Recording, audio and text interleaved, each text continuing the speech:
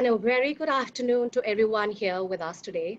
I'm Dipali Chopra, a member of FLO Lucknow chapter, also the moderator of this evening. A very warm welcome to our distinguished guest for the evening, Her Highness Maharani Radhika Raje Gaekwad of Baroda, a governing body members, chapter chairperson Pooja Garg, executive committee members, and our fellow FLO members from all of India who have joined us for today's event. It is indeed a privilege to be in the presence of such an esteemed guest, one of the most prominent royal women, so greatly revered and admired by all of us here. But before we continue with our session, let me please introduce FLO to all the guests here. FICCI Ladies Organization, or FLO, is the largest women's organization in Southeast Asia with 17 chapters all across India and over 8,000 members. Together, we work tirelessly to promote women across all verticals of the economy. FLO Lucknow is one of the youngest chapters in the FLO family, and we have grown by leaps and bounds in the 5 years of our existence.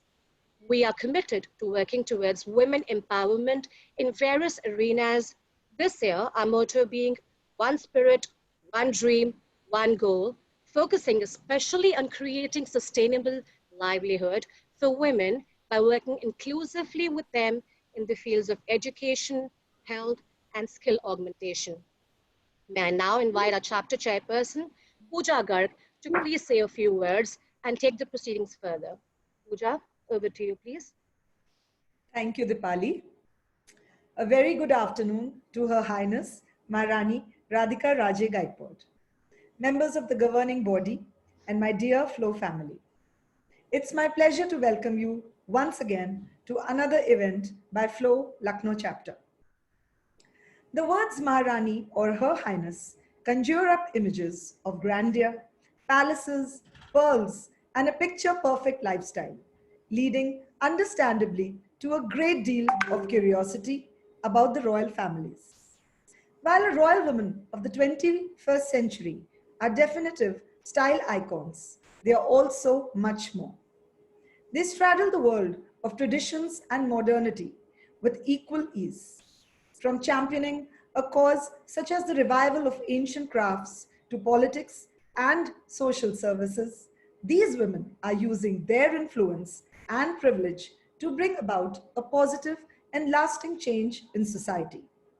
One such dynamic royal lady is here with us as our guest speaker today. We have the privilege to host Her Highness Maharani Radhika Raje Gaekwad and talk to her at length about her journey and her work. I welcome you on behalf of all of us here and thank you for taking out time for this interaction. Before we begin our Q&A, I would like to briefly tell all people present here about Her Highness Maharani Radhika Raje. Born in the princely family of Wankaner, Gujarat, Her Highness completed her preliminary education in Delhi and later Mayo College, Ajmer. A keen student of heritage and culture, she graduated with an honors degree in history from the prestigious Lady Shri Ram College for Women and attained her master's degree in medieval Indian history from Delhi University. She worked as a journalist with the Indian Express newspaper before marrying His Highness Maharaja Samarjit Singh Gaekwad and moving to Baroda. Presently, she is actively involved in running several family trusts such as Maharani Shanta Devi Hospital Trust, Maharani Chinmabai Stri Udyogyalaya, both organizations serving and supporting lower income families, and Maharaja Fateh Singh Museum Trust, housing some of the most acclaimed works of Raja Ravi Verma, amongst others. Being greatly interested in heritage textiles, Maharani Radhika Raje also works closely with her mother-in-law, Rajmata Shubhangani Raje Gaekwad, in reviving the old and lost weaving techniques of Chanderi. She has two beautiful daughters, Padmaja Raje, 13 years, and Narayani Raje, 11 years. Engaging in conversation with the iconic Her Highness is the Lucknow chapter Vice Chairperson Simu Ghai. Simu is an educationist with a passion for reading about history and travel to experience it. We would now like to present the Green Certificate to Maharani Radhika Raje, requesting the IT team to please display the certificate to be awarded.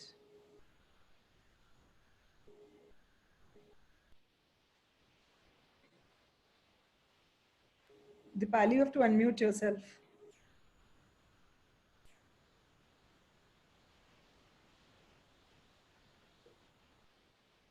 We at FICCI FLO plant a tree in your name in association with Trees for Tribals. You can track your tree on growtrees.com with the unique identification number given on the green certificate. This is a small way towards contributing towards a greener tomorrow, and that is the significance of this green certificate.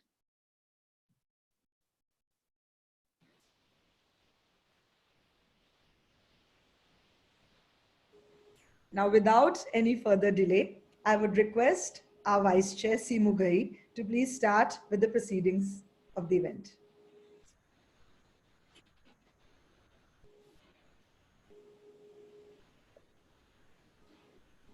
Thank you, Pooja. Simu, your video has to be on. Just please check on your video. Yeah, it's on. We can't see you. Team, try again. Just click on Video is on. IT? Nijansh, can you just have that check, please? Yes. IT, please, can you check the video?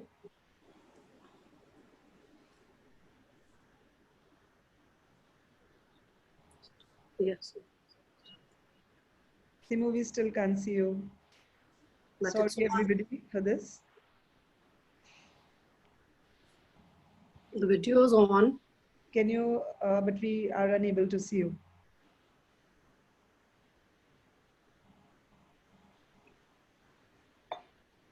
Can you come Can from you? backup? Can you log in from your backup, please? Yeah, maybe 1 second. Yes, please.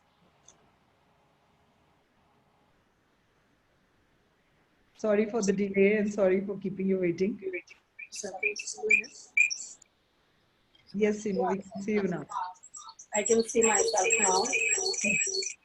now. You'll have to log off the other one, Simu.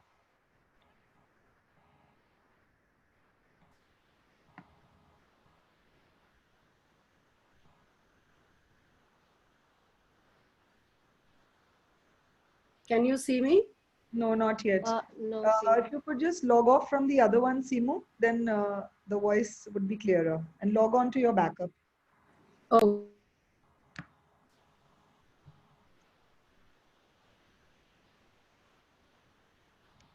Yes. Can you see me now? Simu, log off from your from the original one. You use the backup one. Log off from the original one. Okay, okay.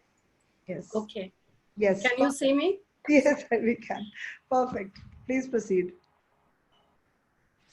Good evening, everyone. Someday, we will all be old enough to start reading fairy tales again. Once upon a time, there lived a king, his kind-hearted queen, and their beautiful daughter, the princess. It gives me immense pleasure to welcome Her Highness Maharani Radhika Raje Gaekwad of Baroda. Your esteemed presence here, ma'am, even though virtually, is an honor and privilege for all of us, Maharani Sahiba. Thank you so much for having me here. Thank you so much, ma'am, and sorry for the little confusion with the videos because we were keeping a backup ready just in case there was a electricity fault. So I'm so sorry, but you are looking lovely today, as always. Thank you so much, and thank you for the wonderful certificate. Thank you. You're welcome, ma'am. So to begin with, ma'am, I would like to take you a little back in time.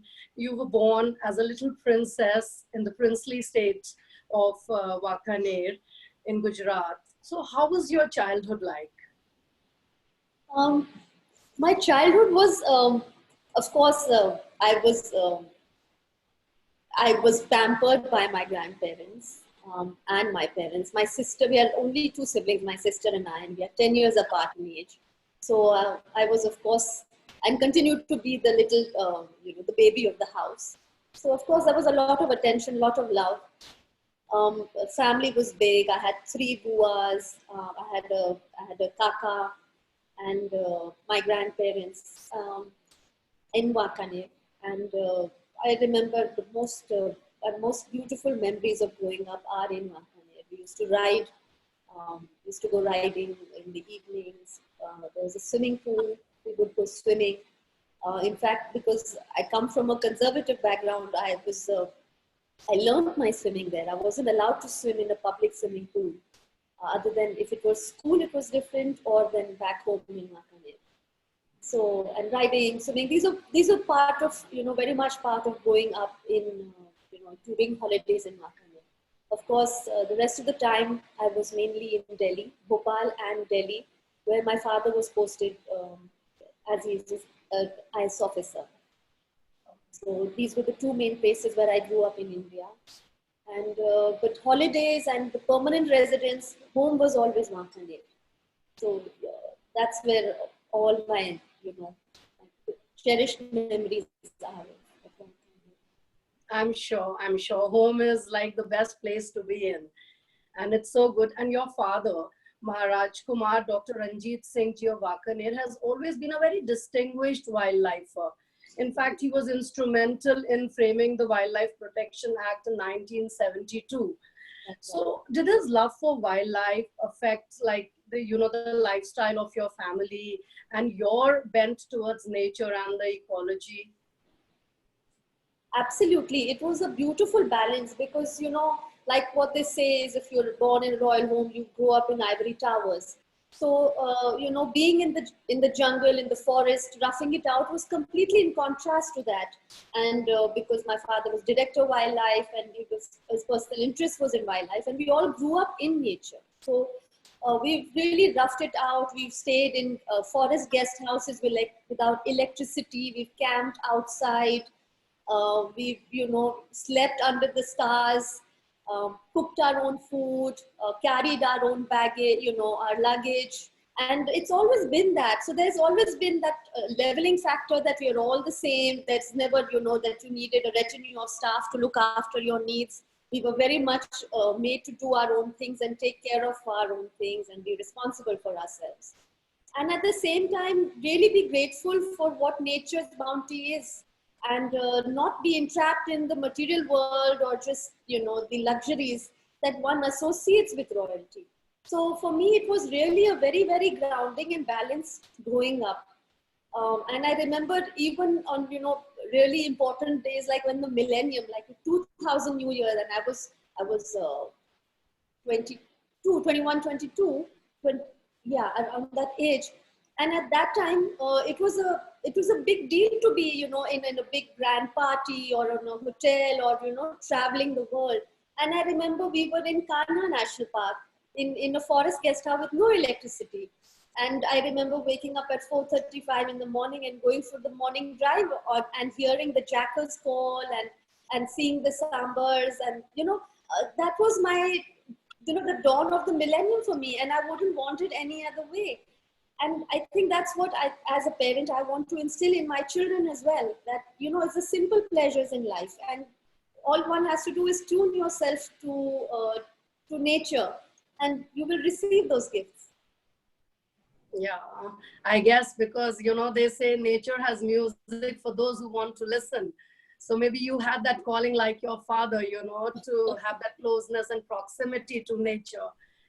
And so I believe you got married at the age of 23. So as a young bride of 23, how did it feel when you came to, when your Dolly arrived at the palatial Lakshmi Vilas Palace? And, was it a bit unnerving because we've heard stories that you used to get lost in the big palace? Well, yes, it's true. So I had visited as a child, but I had no recollection of it.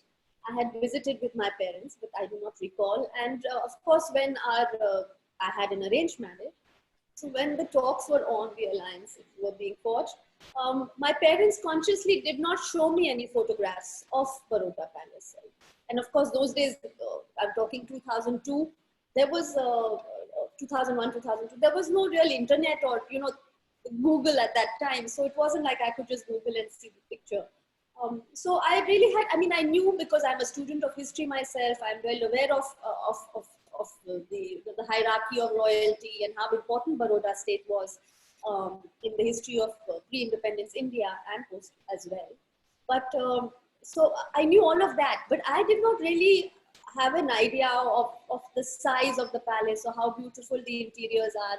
I was consciously, not shown those aspects of Baroda. It was really very much focus was on the boy, that was my future husband and my future family to be, and to see if I would, gel in from both sides. So yes, when I came in, and it was what happened was that the Godra carnage took place on the day of our wedding. And because this was the first wedding, a big wedding after many years in the house, and especially of the boy of the house. It was going to be a grand affair, and my homecoming or the Greh Pravesh was very elaborately planned, because the wedding was in Delhi, because ladki ke ghar shadi hoti hai. So I got married from Delhi because Wakaner, it was not possible to host in the small town the number of guests that were going to be coming. So in Delhi, from Delhi, when I got married, this happened, and the Greh Pravesh, which was to take place, was planned with the old gold carriage was pulled out, and 6 white horses were, prepared for that whole ride back home, and the whole city was excited, and they were going to line up and watch this procession, and it was a happy occasion. But unfortunately, things turned out the way they did, and it was a sad time for me to make my entry into Baroda, because there was so much happening, and it wasn't all pleasant. But of course, it was for any bride, the whole, Greh Pravesh is a very, very sentimental and emotional moment, and you always carry it with you. And it was still very, very beautiful. I remember walking in under my veil to all the sounds and of the shehnais, of all the the royal musicians playing at the entrance, and all the family members and friends were lined inside, and they were just showering me with these flower petals. So it's very, very emotional, overwhelming moment. Even when I think of it, it was just this bouquet of sounds and scents. And from what I could tell from under my veil, I could see how beautiful the interiors looked, and it was lovely, lovely welcome. Yeah, I'm sure it must have been for the Gaekwad family also to get such a pretty bride and such a, an all-rounder girl who was from such a good schooling, such a good family. And then you were working with Indian Express also, and so accomplished. And so, but I've heard this little incident, where your father-in-law, I think he gave you something for a muh dikhai. So if you could please share that with our viewers. Oh, yes. My father-in-law is very humorous, and we got along very well. And this was still, of course, I was just getting married. It was very formal then. And, muh dikhai hoti hai, hum sabke, I think most of us have this muh dikhai ki rasam. And of course, I was under the veil, so I was crying. Away, bidai hone wali thi, and all my makeup was, I think, running also. Kajal and mascara must all have been running by then. So he lifted the veil, and I was sniffing away inside. So just to lighten me up, he says, yes, we've got the right girl. He was just made a joke of it, because पुराने ज़माने में क्या करते थे, घूंघट में कभी-कभी किसी और की शादी करा देते थे, So he was just being playful, and it just kind of struck a chord, at that moment when you're kind of feeling small and everything is overwhelming, and your father-in-law kind of breaks the ice in that way.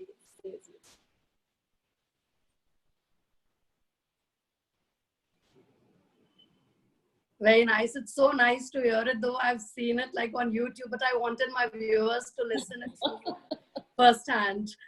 So now you were a student of history and art. So you were I'm sure you were aware of the history of the Gaekwads, which goes back centuries.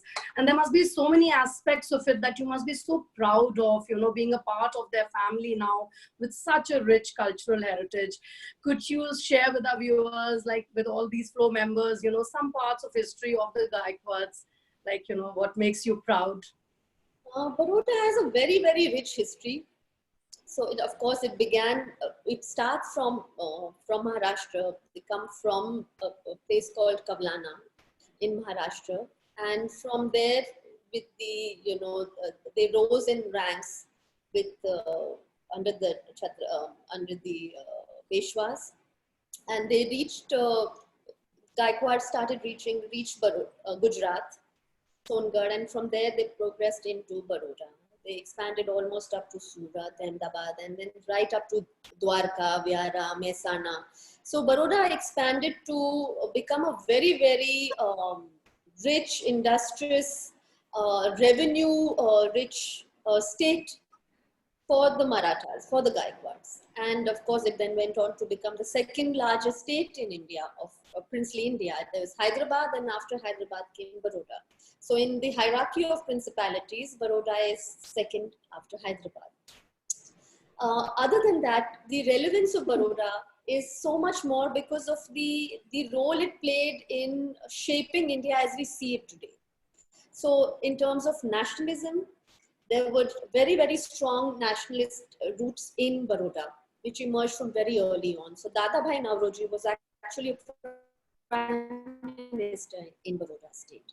Aurobindo Ghosh was part of the university as well as private secretary to the Maharaja Sayajirao, who wrote all his speeches, and he was influenced by him.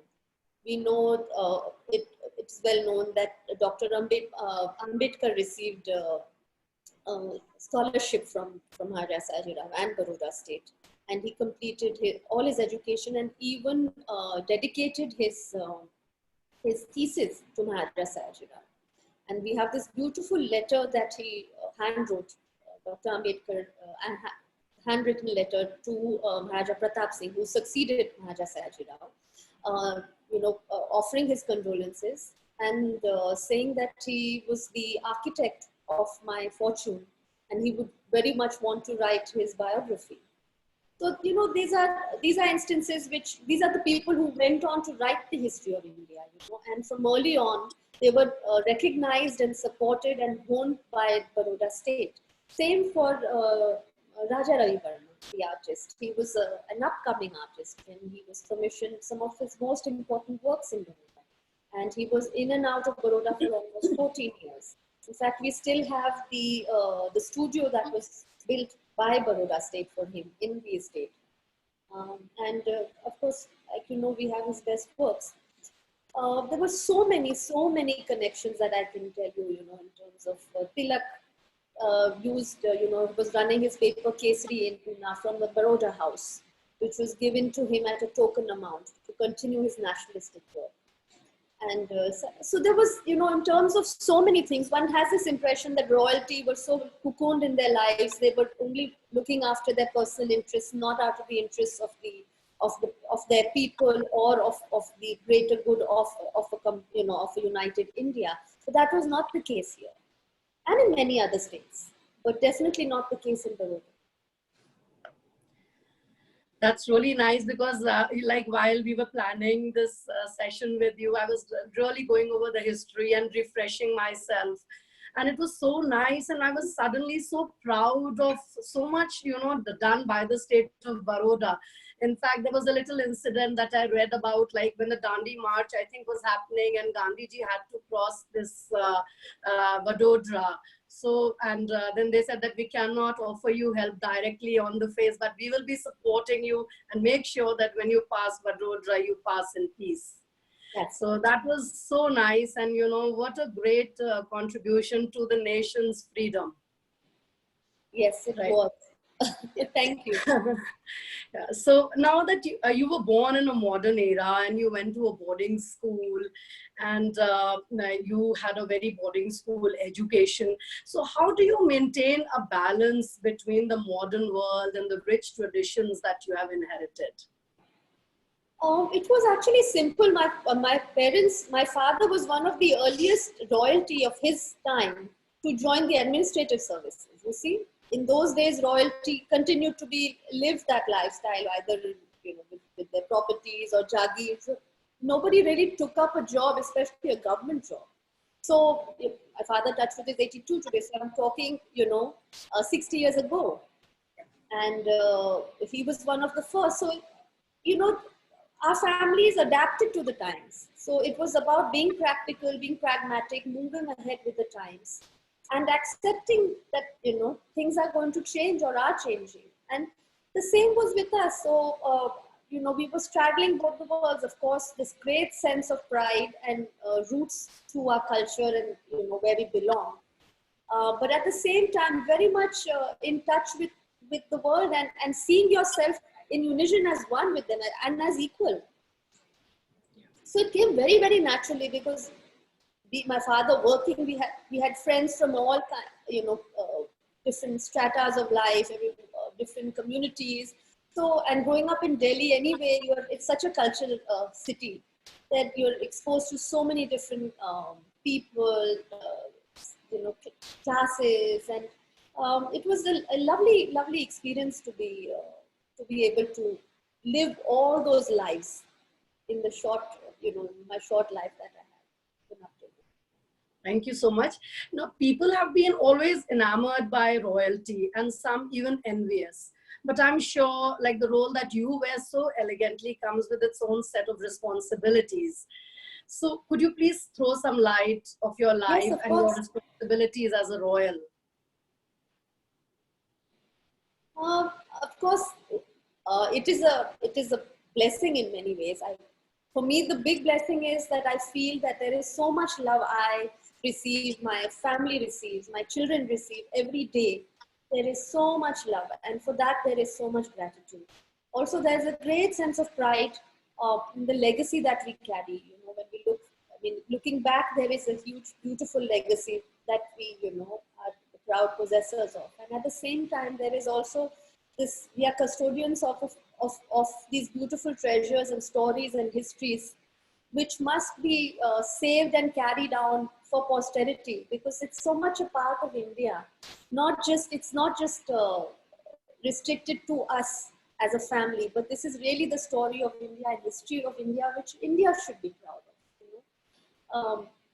Having said that, the responsibilities which usually come are very, very, very personal, because as you know, we don't have any responsibility in terms of any political or state responsibility. So the responsibility which may comes is that because there have been that many generations of interconnection with the locals, there is that kind of symbiosis that we have with the locals.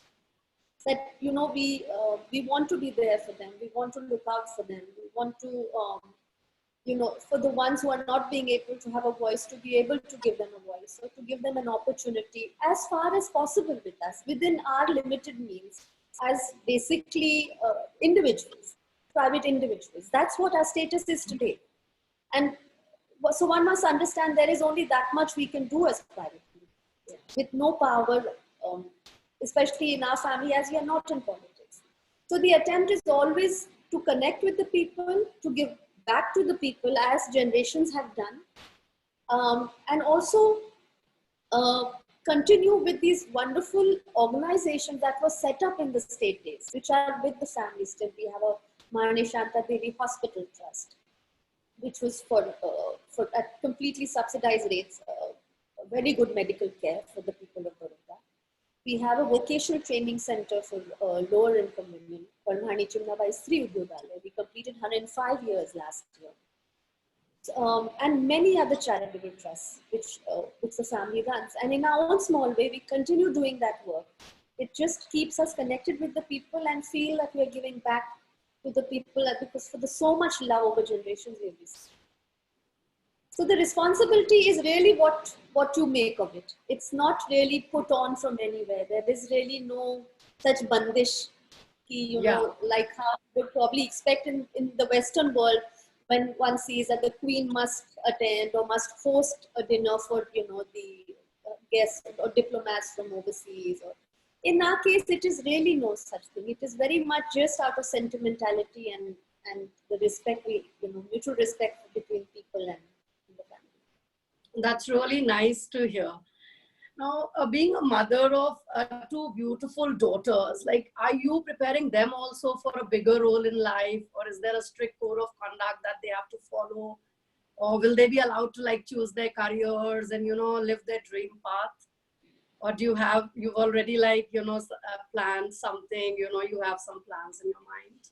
No, no, it isn't like that. I think for most of us, our royal families now, I think it's we've all embraced the times, and we have a lot of girls from our communities doing very well, studying very well, performing very well, working all over the world, and I see the same for my daughters. The future is bright now. I think. There is much more opportunity and equality for women today than there has ever been in this world. So I know it's never a fair world for a girl, but anywhere in this world. But if there was, I would say this is still the best time, best age to be a woman. So of course, yes, idea is to balance our girls, that they must have the respect for the roots and their the family.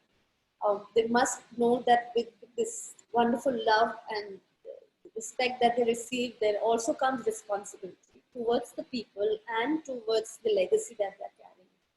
And they cannot run away from that. Having said that, they must, fulfill their dreams and their own destiny, Of course. which they come with, and they have full freedom to pursue their dreams. So we are aware that along with many other roles, you have been deeply involved in reviving the old art of weaving chanderi, the fabric of the royals. So how did this journey begin, and did you face any hurdles along the way?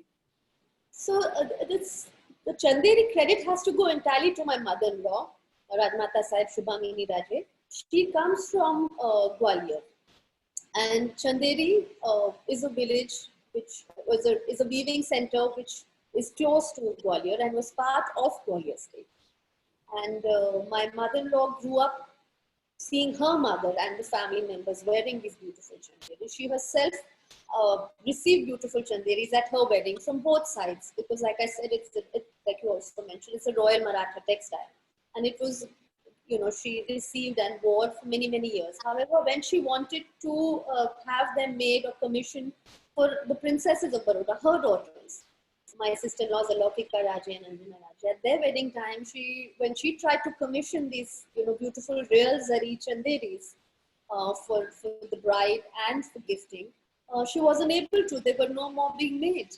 The weavers had gone. They'd lost the design, the motifs, the patterns, and that's when she felt this responsibility that this is fast vanishing, and that we have a great archive of these old textiles, because in our families, like I said, they were worn a lot and they were very well maintained. So my mother-in-law actually had maintained all the old saris. So even when they tore or raped or became frayed, she never really cut them up or disposed them. There was a time when a lot of our old saris were zari ke naam pe we used to sell them, Yeah. Because they would be real gold and silver. But she never did that. So she maintained even the tiniest of pieces. So over the years, she has, collected a beautiful collection of old borders, textile, color combinations, fabrics with her. And then she felt that I would like this, I want to give this pattern, which I received, onto my daughters or my daughter-in-law. And that's where she ordered commission for the first time during my sister-in-law's wedding, and then during my wedding. And then around in 2003 or 4, we decided to do a show inspired by Radha Ravi, a line of chanderi, because the Ravi Varma paintings that we have at home, which were made for the Baroda family. Of course, the Maharanis and the royal portraits are wearing chanderis because that's what they were, the family members were wearing. But even the goddesses are depicted in chanderi. So Ravi Varma also was able to, catch that nuance that, chanderi is important to the Marathas and so forth. depicted even divinity in the kind of textiles that the royalty wore here. And so we took a lot of inspiration from those paintings and did a collection inspired by that. And that did very well. And we were able to then, get in touch with more weavers and able to give them work. And they were very, very happy for it, because these were designs which they said, oh yes, hamare dada ne banai hai aisi, or, so and so, but they have no images. They have no, actual saris to show for it. So they were very, very happy to see these work and try and recreate them. I mean, they could they found a connection with the old designs. Yes, yes. That absolutely. you had preserved and they had not done so well. Yes, that's right. So this connection is sometimes, we experience when we go abroad, we go to these museums, and we see these treasures from India, especially when you travel to the UK, you just feel that agitation and you want to bring it all back. So, and you feel an immediate connection with the treasures of India, even though they don't belong to us directly. So has it ever happened that you've gone abroad and seen something that is like an heirloom of your family, and you felt that way in a foreign museum? Yes, I remember there was the Maharaja's exhibition at Victoria and Albert Museum. And we had loaned our one Ravi Verma painting of Maharani Chimnabai for it, because it was on royalty. And when we were there for the opening, and there we saw the Baroda pearl carpet. And I saw it for the first time and for most of us, we had seen it for the first time because it had left Baroda in the 1940s. So, none of us had seen it. And it was, we'd heard so much about it, and we had photographs of it in my albums. But to actually behold it, what an exquisite piece it was. So you immediately feel, you do feel, oh wow, you're finally seeing a piece which your family is known for. It's known as the Baroda pearl carpet. But you can't just, I was just feeling so glad to firstly be able to view it.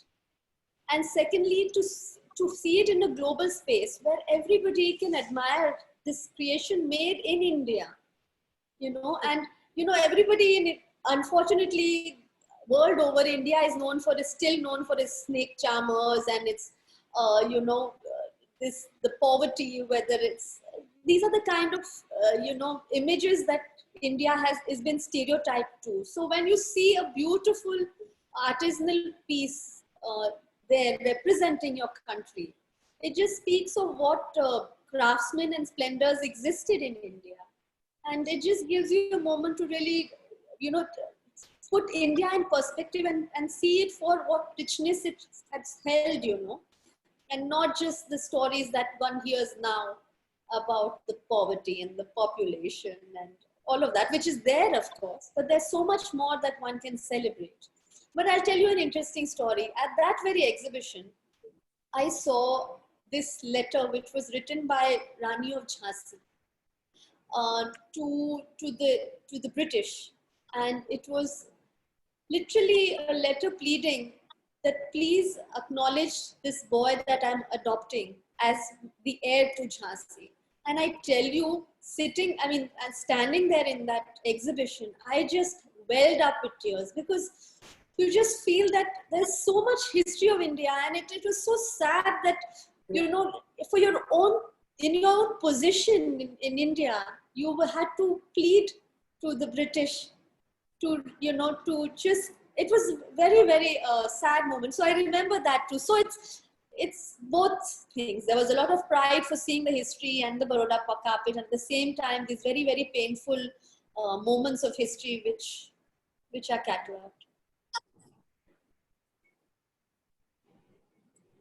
So, of late, we have been seeing many royal princesses who've been joining the politics. Of course, Rajmata Gayatri Devi was a very old lady who was in politics. So do you see yourself in politics anytime in the coming future? I don't see myself in politics in the near future at all. My girls are still small. They're 11 and 13. And I think it would take away a lot of time from them. Also because as a family, we are involved in so many things, whether it's, social work, and maintaining the, our museums and all the other, treasures that go with it, and documenting the history of Baroda and maintaining this palace. It leaves us with very little time to pursue, and how politics is a full-time job, and that's how it should be. You need full commitment for it. So I think our present roles take up too much of a time to think of committing into politics. Like, there's so much we want to know from you and about you, but on popular demand, and if I have permission for you, I have a kind of a round of a rapid fire for you, if you agree to it, Sure, and if you give me permission. Sure. So should we begin? Yes, of course. So my first question is, pearls or diamonds?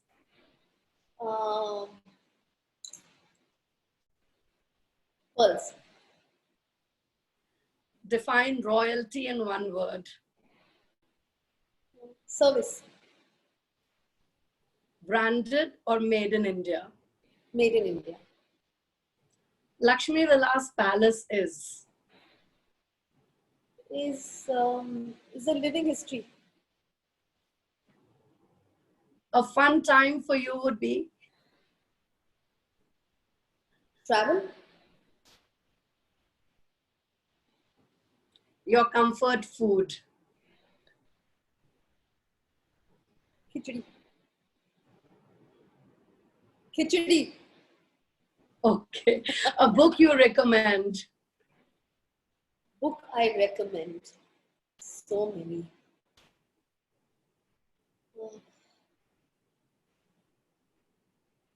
Razor's Edge by Somerset Maugham. And finally, one thing that we are all dying to know from you is your beauty secret. My beauty secret? So, well, these days my cousin has put me on to some haldi and malai and honey. So that's what I'm applying every evening on my face. So that's my immediate secret. Otherwise, I think it's just being a state of contentment. I think if you keep doing positive work, you will feel that contentment, and it will show in your own way. I think as women, we kind of put everyone before ourselves. I think it's important to also take our time and prioritize ourselves, whatever small way one feels. And we beat ourselves too much about all the things we do wrong. I think we are social conditioned to, if you don't cook properly or every meal, or if you don't, you're not good at everything, in the house, we fall short. But that's not true. I think we kind of really try and confine ourselves to the typical roles, which is not fair on us. So I think if we allow ourselves to be ourselves and accept ourselves with just the way we are, we will all glow. Here, I would like to remind you that there was this one line you said on Red FM radio that "Apno ke liye nahi, apne liye daudna seekho," for all the ladies of Gujarat. So that was so inspiring. Thank you. And to conclude, so to conclude a beautiful journey with you today, I would like to ask you this one last question before I take up questions from the chat box, because already quite a bit are coming in. Where do you see yourself 10 years from now?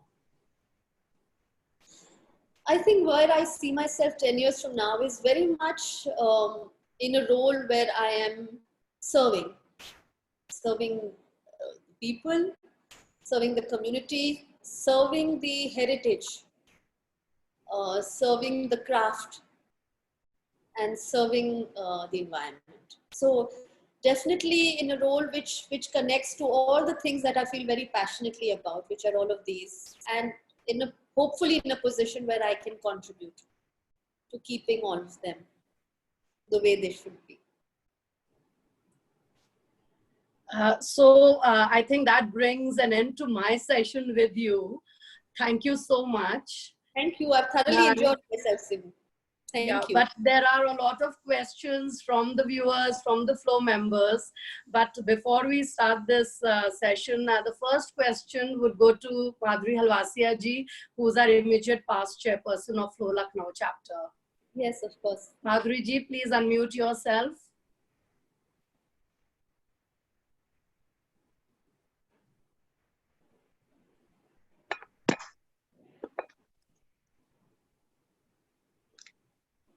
I think the host has.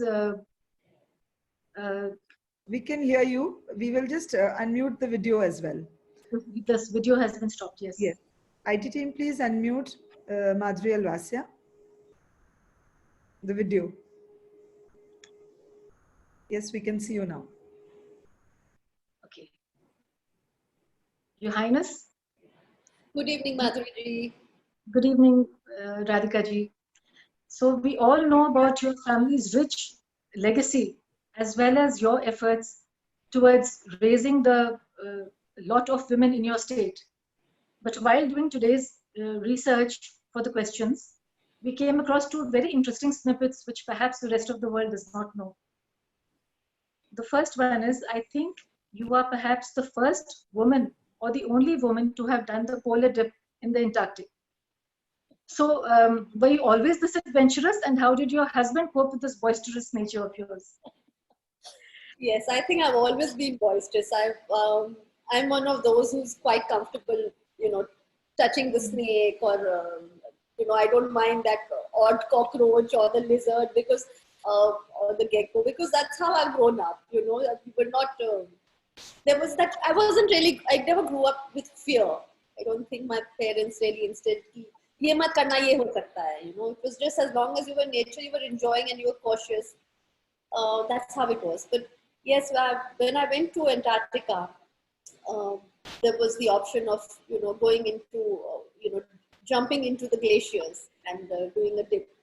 And I think we were the only Indians on that cruise, of course. And this is about 10 years ago.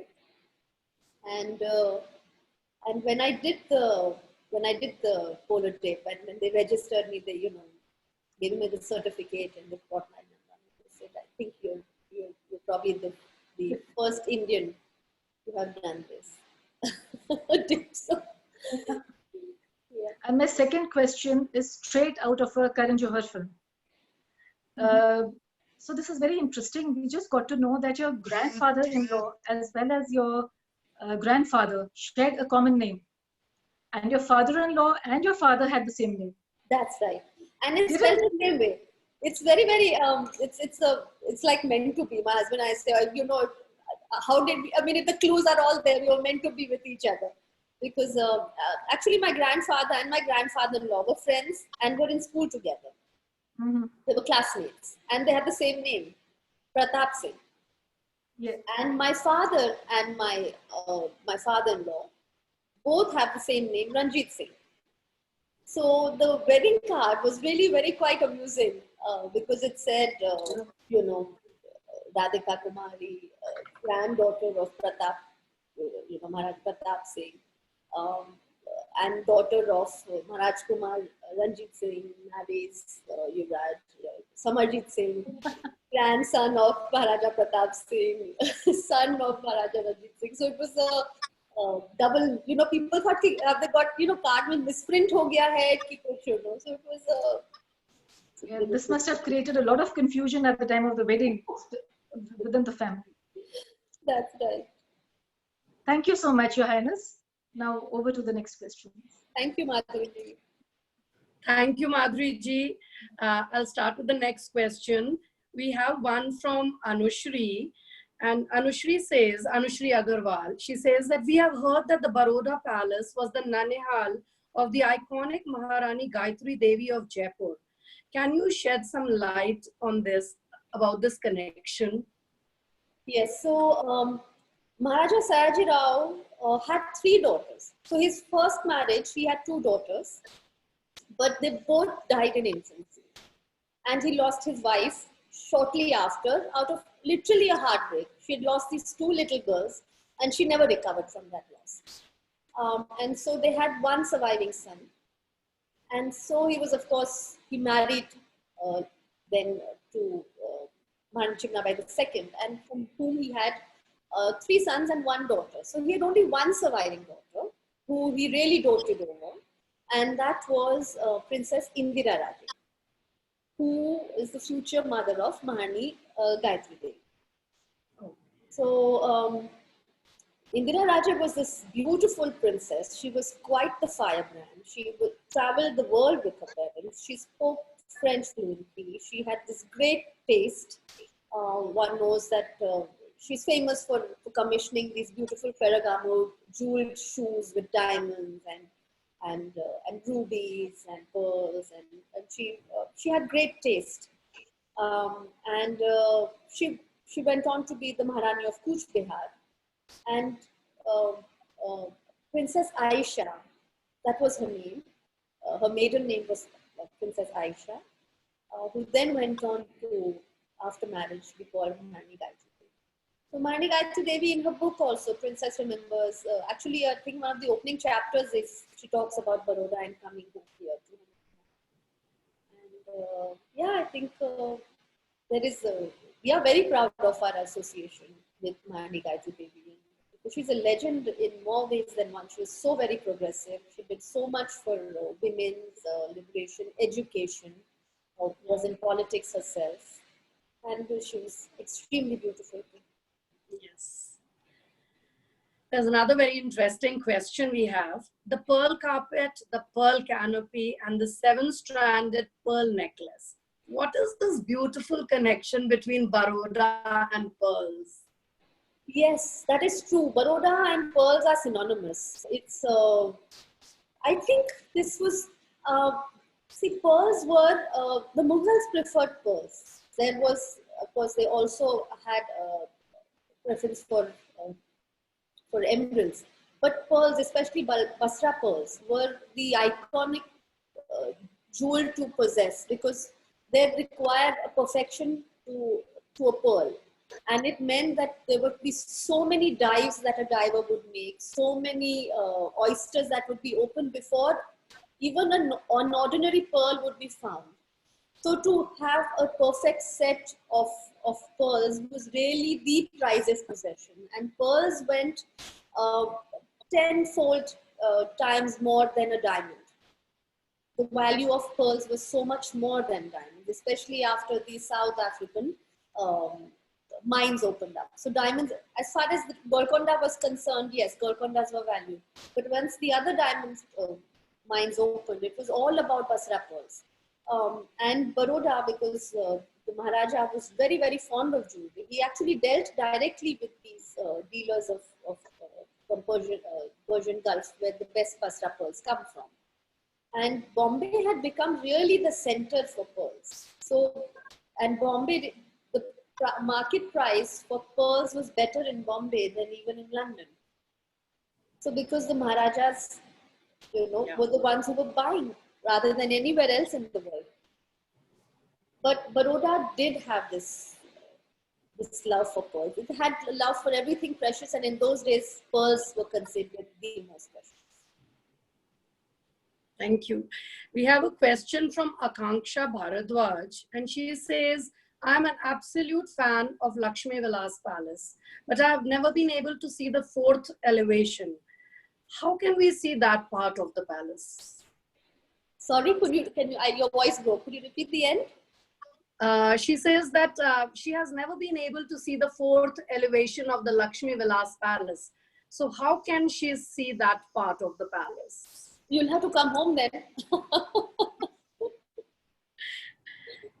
Well, Akanksha, I think you have an invite almost. Yes, all right. You can get in touch with me. I will take you to the 4th elevation. We have a question from Devesh, and he says, we have amazing history of Baroda state, and there is a huge amount of information available online, but still it is not well documented. Can we expect any book or online book on Baroda or Baroda state and how it flourished and its history? Yes, we do wish to do book. We are at the process of documenting the history of Baroda. and also all the objects in the palace, which is my big project, which takes a lot of time, because the palace is very, very large. It's been a private residence always. So all the objects in it have not been documented in the recent past. So that is a big, big responsibility that we have taken on. But talking about the book on Baroda history, there is one done by my late uncle-in-law, Maharaja Fateh Rao Gaekwad. It's called Prince and the Man. It's a very interesting book. It talks about the history of Baroda, and it comes down to then Maharaja Sayajirao and his contribution, and the whole story of Baroda. So if you can get your hand on it, it's a lovely book called Prince and the Man. And there's another question we have. How easy or hard is it to adopt and merge into the different royal family traditions when royalties get married? So it depends. So I'll tell you, I'm a Rajput, and I'm married to a Maratha. However, because both the states are in Gujarat, and Marathas are very progressive, for me it was not much of a challenge. So even though the communities were different, for me personally it was not a change, because the language, the culture, everything was more or less going back to Gujarat. Of course, I learned Marathi, which I picked up. I consciously made an effort. So the customs and food, there is variation. But by and large, the ethos is the same. The sensibilities, the way of thinking, the way you, the respect you give to your elders, the way you raise your children, that remains the same. So for me, I personally did not find it very difficult. However, even though I grew up in Delhi, even though I grew up, very much in a modern setting in that sense, I adjusted easily coming back to Baroda and living, in a joint family in this, traditional household. But sometimes it is, if you've lived out, and then perhaps you have to come and live in maybe a small town or where it's really very, very traditional and orthodox, there will probably be issues, because now girls are so exposed and modern, even in our community, that sometimes they don't, it's not easy to come and live then back in a village, or, because most forts and palaces are in smaller places. So that can be a struggle, which I can understand. So personally, for me, it wasn't. Okay, there's another question I have. It says that your husband, I think, has a love for sports, and you have inherited a love for wildlife. So what have the girls inherited? So my girls are very sporty. They wake up every morning at 5:30. They're ready to go out and play sports, in the morning before school. So they get that from their father. But I also push them. I take them every year on a wildlife trip, and so that also they are exposed to, and they also enjoy that very much. But intrinsically, that their physique and their energy is that of a sports person. The timing, the attitude, they are very much into sports, and I love it because I don't have it. So for me, it's very fascinating. And there's, I think, just last one question that I have. Like, I believe there was a toy train that was made in the Baroda house to take the children to school. That's so right. Are the girls using it? Well, the train is not functional because it's the engine. So what happened was, post-independence, the family donated it to the municipal corporation to run it for the city children. So it was running in the public gardens here, and they used it for many years, and many children, many people, adults remember using it in the growing up years. But then it was, because it was an old steam engine, it was defunct. So we've restored it, but it's not operative, unfortunately. Thank you so much. And it has been so lovely talking to you, and such a pleasure and such an honor that I had never imagined it, that I would be sitting like this across you virtually and speaking to you. And it's because of FICCI FLO Lucknow chapter I have this opportunity. Thank you so much, and thank you to Madhuri ji also. And now I will ask our Senior Vice Chair, Arushi, to please come up and say the vote of thanks.